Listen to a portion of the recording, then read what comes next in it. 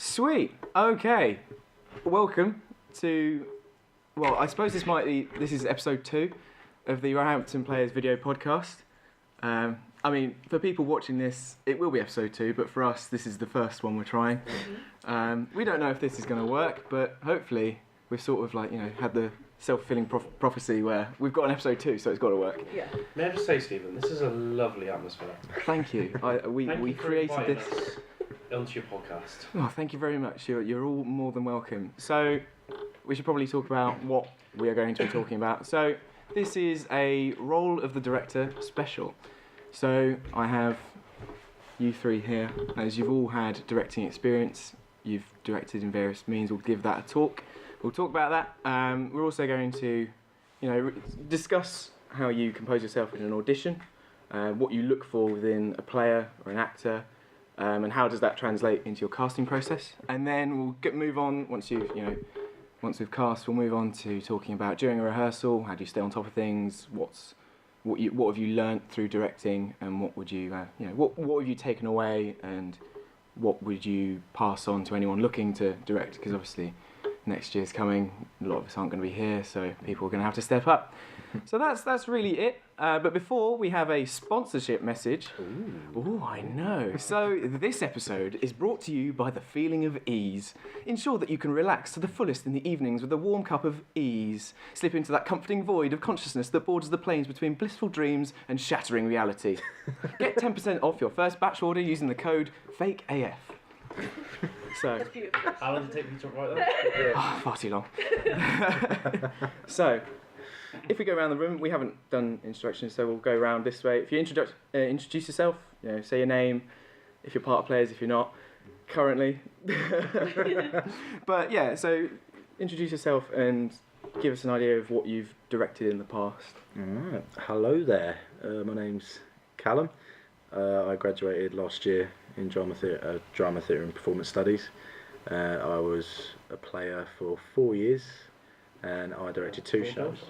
Yeah, all right. No, I directed 2 shows. One was Stay Positive, which is an original play written by myself, and Attempts on a Life by Martin Crimp. Lovely. Yeah. Hello everyone, I'm Jack. I'm a second year film student. I directed Judgment Day, which was the first show of this year, and that's my first ever sort of directing,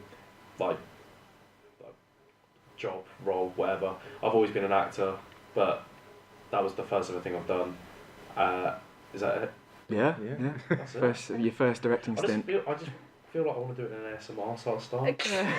It's just one microphone. It's a Jack whisper. Yes, a French fry. I'm Charlie. I'm currently a third year drama theatre and performance student, and I have directed, so I wrote a short parody for Mamma Mia last year, which I directed for the players in a 3-part Battle of the Parodies event. And then this year I've written a short Grease parody, which I will be directing, and I also did directing as part of my module with a few of the players, which I can talk about. Lovely.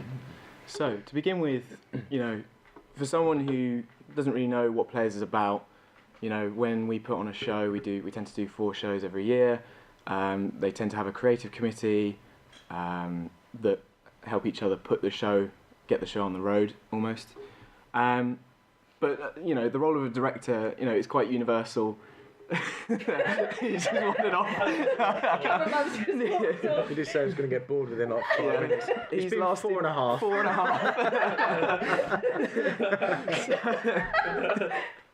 So yeah, the role of director as a title is quite, universally a crikey, you're in charge. So what have you, what are the key skills, and feel free, anyone can jump in on this, what's a key skill or set of skills that you think is required of a director? I think you have to kind of find the right balance between taking authority and also listening to your cast, because obviously when you have your cast, it's their show, they're putting it on, and you have to have complete amount of respect for them. Then you also need the balance of having authority, so they have complete amount of respect for you. So finding that balance is quite tricky, but once you get it, the show will feel so much more like a unity. Yeah, 100%. Oh, I agree. I think you also it sounds really stupid, but you need to kind of know what you're doing. and like know that every time you go into a rehearsal. Sorry, I'm just. What's he doing? I'm gonna have to cut this out. What? You sit down on the little audio thing. I just can't be honest anymore.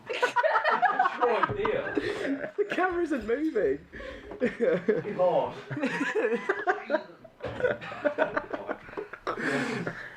Yeah, wasting valuable minutes here. Yeah. Sorry, Jack. No, Go it's for it. fine. Start that Don't segment again. Start again. No, I was just gonna say. Well, you need to know as a director what you're doing about that play, especially during the rehearsal times. Because if you walk into a rehearsal, you have the whole cast there, and you're there like, right, guys, what do you want to do? Or like, I don't know what to do. Let me have a flick through the script. It loses that motivation from the cast, because I know if I had a director who did that, I'll be there like, okay, they're not prepared, don't know what they want. What's the point in doing this? So Yeah. I feel like that sort of approach, you need, obviously, with what Charlie said, you need to find the balance, but you also need to know Your vision. what, you need, because at the end of the day, you've put this on for a reason. It's your choice, not anyone else's. So Absolutely. I think it's when you direct a show, it's okay to not know what your style is, because for a lot of people this will be your first time directing. So you won't know straight away everything, though it does help, as Jack said. But you need to. It's a learning process for you as well. So you need to go into being a director with an open mind. You're there to learn as well.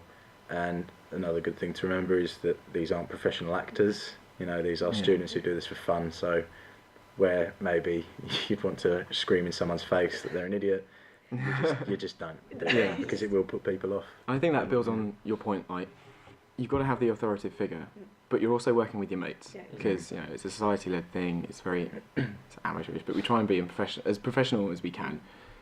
So like you say, you got to have they are your mates, but you are in charge in this scenario, in this context. And I feel like it works both ways. Like, it's a respect thing. Like, if you have Oh, yeah, authority, yeah. but you give them, like, you speak to them nicely. I know it's stupid as it sounds. Yeah. They'll give that back to you and give you the best show possible. Of course. Yeah. As well as you need to have a good presence. Oh, of course. I think you need, you got to command respect by being a nice person, but when something does go wrong, you got to be stern. That's more powerful than shouting at someone. Yeah. If you raise your voice, you've lost already. You've lost the respect. If you just look stern, if you've been a really nice director, like up for like the past month, and then something does go wrong where someone else is accountable, and you go, I'm quite disappointed. That speaks volumes as well. That's a good. I think that's always a good method of sort of communicating with people as well. Yeah. So I mean, moving on from that, I mentioned that the director is in charge, but within players you have a creative committee, and they really, we've followed the same formula every show, where you tend to have director, you tend to have a producer, music director if there's music, choreographer, that sort of thing. How do you think that translates as a director? So what I'm trying to say is, like, how do you need to engage with your creative committee as a director in order to put on a show? Well, you need to share your vision with them.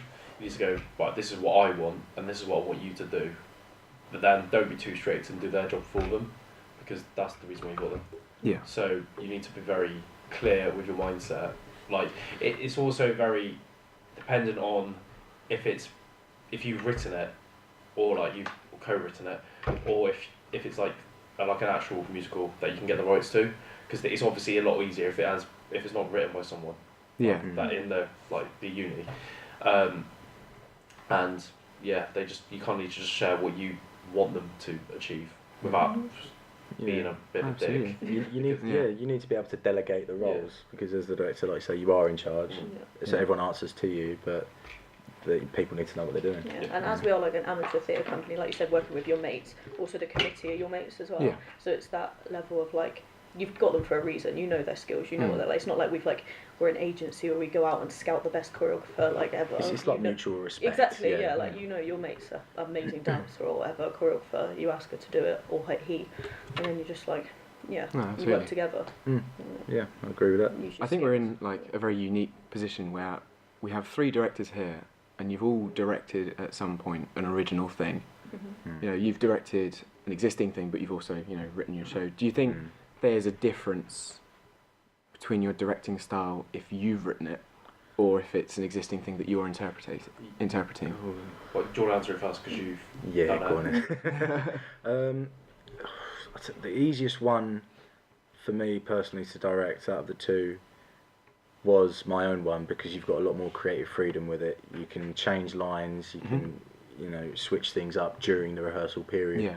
If you're doing a already written show that you've had to buy the rights for, you know, there's certain legal stuff that you have to comply with, otherwise you get in serious trouble. But yeah, I mean, it is difficult. I don't know which one I prefer doing. You know, it's nice seeing my creation come to life. Then it was also really fun to explore a completely different script, and one as versatile as Attempts on Our Life, which is really good fun. With that one, I actually sort of, it was sort of a different way that I directed it. I gave scenes out to people for them to direct, so they had a taste of what it was to direct as well. Right. Of choosing your actors to suit each role, how you wanted to stage it. You know, people enjoyed doing that. Whereas with Stay Positive, my one, I literally just said, right, this is what I want. I was open to suggestions, as you always should be, but yeah, you've got a lot more power over one that you've written yourself. Oh, definitely. I think you have because I did a section from a Carol Churchill play on my directing module, which you were in. Yep. And I think you have more of an emotional connection with something that you've written yourself, because I loved directing that, and it was like more of a challenge to me, because obviously you have to try and interpret what they want from the text, whereas with your own stuff you know exactly what you want, and then when you see it come to life and you see them saying the lines that you've written, you're like, I thought that was funny. So it's like, it's more of an emotional thing. I think we can take from Judgment Day, like, obviously I wasn't the director, I'm sort of like, you know, an outsider asking, hello. Start that again. Yeah, no, that's cool. We can all edit things out. It's all good. The power of computers. So, you know, with Judgment Day, we can take that experience, because obviously that was an original piece written by you and JP in collaboration. You know, you could see, so you wrote it and it's all like on paper and you think, oh, that's brilliant. But you also have the flexibility, like you say, that if you think, oh God, this line doesn't work, it ruins the flow, it goes on too long, then you can just change it. And yeah, I remember there was like a few moments in Judgment Day where we altered things. I mean, there was the whole debacle with like trying to get Joe's character. Why would Joe be fighting Will? Like that whole like, but because it's your own thing, you don't need to conform to what the script says. You can just, well, we're adding a line. Yeah. There's no copyright issues as well, because if you change just a line from a pre-existing script, well, you're not allowed to do it. You've paid for the rights, you're not allowed to change it. And obviously, like you said, it does offer that flexibility. And to be fair, it is easy in a sort of way to do your own thing. But then again, with a script or a play or a performance that's already been done before, that's also easier in another way as well. So let's say they've choreographed it in a sort of way, so like Dogfight, for example, like the productions I've watched on YouTube, a lot of the scenes are the same, because they were like, the very original has obviously been like not memorable, but it's kind of like a trademark for that scene. So people carry it on, not in respect, just because it makes the scene look better. And then when you're doing that as well, it's easier for you, because you're there like, okay, I don't have to worry about this scene, about choreographing, because it's already been done. It's just about the dialogue. Like, I haven't really done one where I haven't written a show, because I don't. That is the only time I've directed. I haven't even directed a film. More of an editor, really. But it's more rewarding when it's your own work. It just feels better. I think, but you've got to be careful though. Sometimes there is a chance that you become too involved because it's your work. You know, you say, I don't want to change this. This is my best scene. But then like you said, like you don't know how something sounds until it's acted out in front of you. It might sound completely different in your head. To you, it makes sense, but to a cast, it might not work. So you've got to be prepared to. We get that a lot in this society, because obviously the society is much more female at the moment than it is male. So a lot of roles are gender bent as well. So something you've written, you could have had in mind the whole time you were writing it for 3 years. There was a guy, and then you cast a girl, which completely changes it. So it's like you've got to be like flexible, versatile with this. But then it could work out to be better. Yeah, and that's a really good segue, because I wanted to discuss. So imagine the hypothetical situation that I am someone who, you know, say I'm a fresher and I've just discovered that the players exist. I'm interested in auditioning. So obviously, you know, the audition process I've been a part of. I'm not a director, so I look at different things. I'm interested to see what you guys look for, say, when casting something. So what do you tend to look for in regards to the people who audition? Like, what qualities are you after? I mean, it depends really on if you've written it or not. Yeah. And for me, that's how it is. Because like for Judgment Day, because I wrote it, like I think me and JP kind of had an idea of what we wanted characteristic wise. Maybe like maybe their sort of body language, we'd know what we'd want. But like for example, like with Damien, like I got quite invested into that character when writing the script with JP, and I knew I wanted him to be very like, I don't, just intimidating, and it sounds weird, but like speaking with the eyes. So it's like eye contact, and then also there's clothing as well. That obviously, because certain people wear certain sort of stuff. Like I wear sweatshirts. Yeah. And I think in the audition space, I was looking for what I imagined that character to be like. Okay. So yeah, it kind of has to. It kind of like pretty much like fit my like category in a sort of way. Yeah. But that was kind of like a personal thing for me. Yeah. I think for me personally, I tend to look at the personality of an actor more than anything. I want to see someone who's more than willing to throw themselves into whatever it is I want them to do, like no matter how silly or weird it seems. I don't want actors who will shy away and think, oh, will that make me look a bit funny to everyone else? I like people that just don't give a monkeys about anything. They're up to do it. Yeah. They're up for anything, and that's someone who's very versatile to work with. They can take on different roles certainly, and they're just a pleasure to work with. It's much easier to bring an actor down rather than push them up. If someone's always at that level the whole time, you can just pull them down to get them to where you want them. Yeah. And that's what I look for most of all. I think personality. Because I think that links into I'd rather cast someone who maybe isn't as great as an actor compared to someone else, but has that enthusiasm and commitment. Yeah, and curiosity. That's what you work with. And offers a lot more. But then you have also other people who are really good at a certain thing, but they just don't offer anything because they don't care. Maybe not that they don't care. It's just they. But no, isn't like an enthusiasm. Sort of as a director, you want to be able to work with someone. Like if they're already up here, like you don't have to do anything with them. Amazing, that's great. But like, it doesn't give you the opportunity to like work and bring out like test things and stuff. Yeah. I mean, if I was in like a casting audition, and I saw someone who was just like really throwing themselves into the role, like I'd tell them to be the colour purple, and they'd like.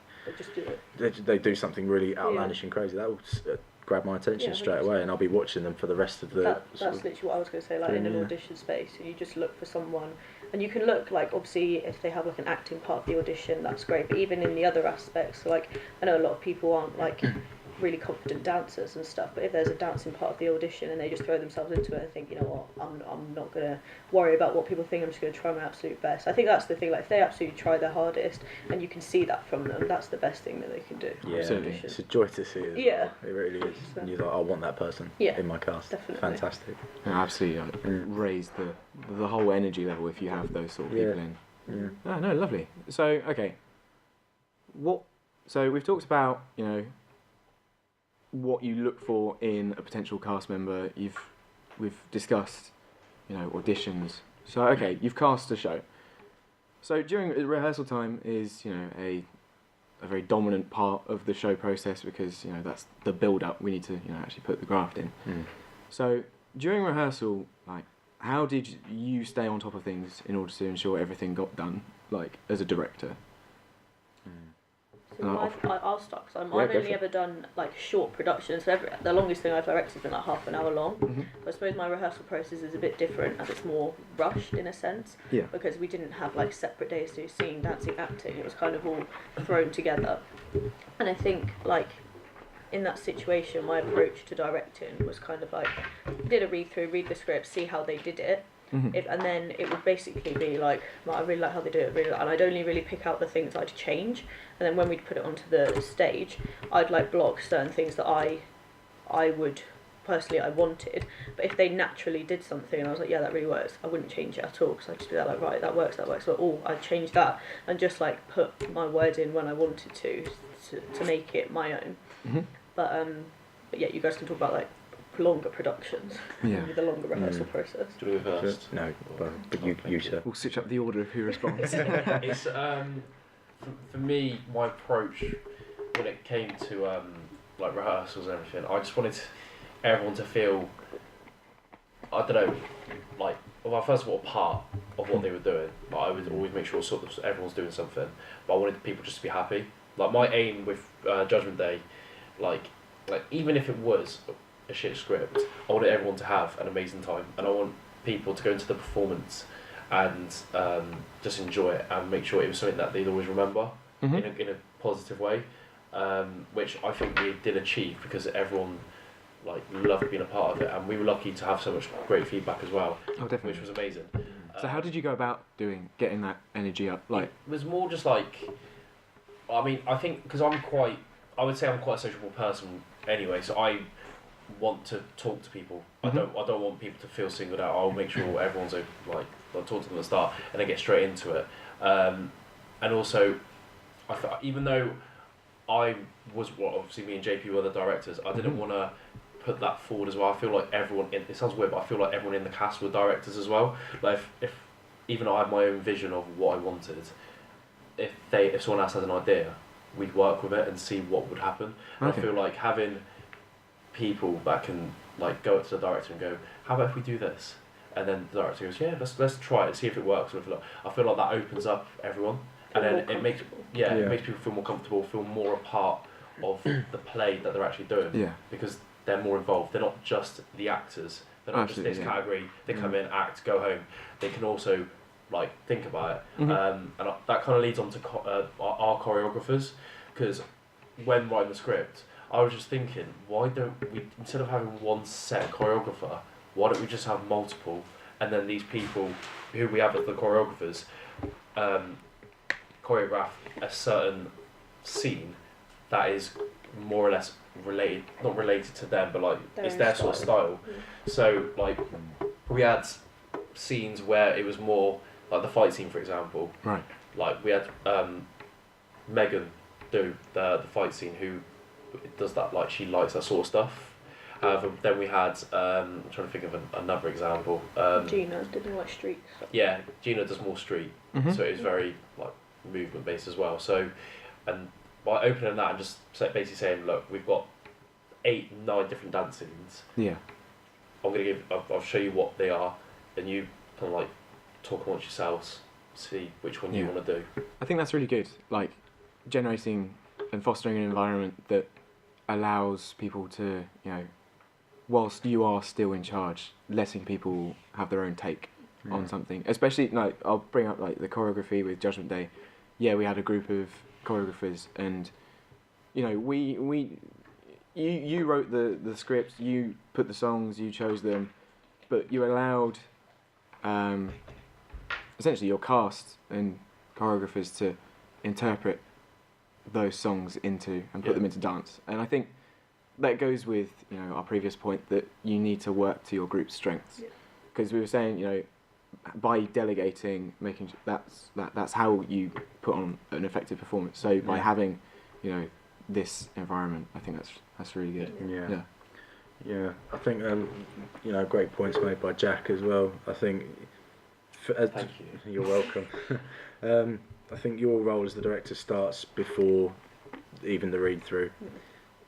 Something that I learned recently that I wish I knew when I started directing was, you know, organisation, and trying to make it so that everyone is doing something on the day and they're not there just sitting around waiting for them to do maybe 2 lines and then go on. You know, as a director, the first thing you should do before the read through, you've got your cast. You know, when you're at the auditions, you need to take down dates that people can and can't do. And you need to sit down on your own with a cup of tea or something or whatever, maybe something stronger. If you've got like a month to do the show, like it's already gone tits up.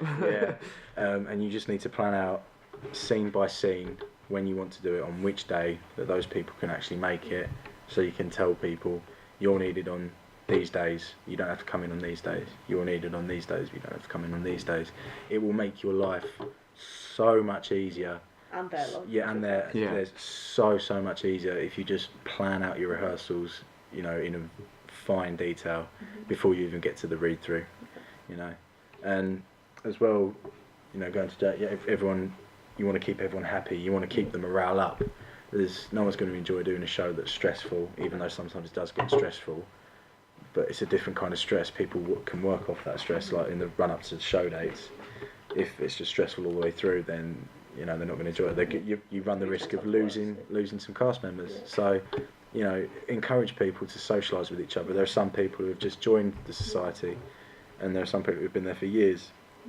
You know, there's no cliques in the society. Everyone needs to bond together as a cast, and that makes the show 10 times better as well.